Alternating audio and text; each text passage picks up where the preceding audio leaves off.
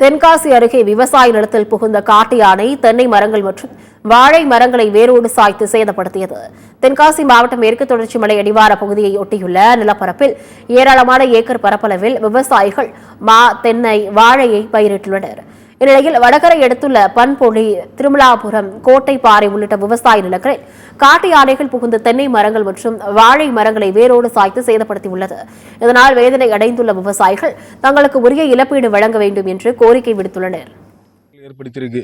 இன்னும் அதே மாதிரி இதற்கு முன்னால் அரசு செயல்படுத்தின திட்டங்கள் எல்லாம் அப்படியே கிடப்பிலே கிடக்கு. முன்னாடி அச்சன்புதூர்ல இருந்து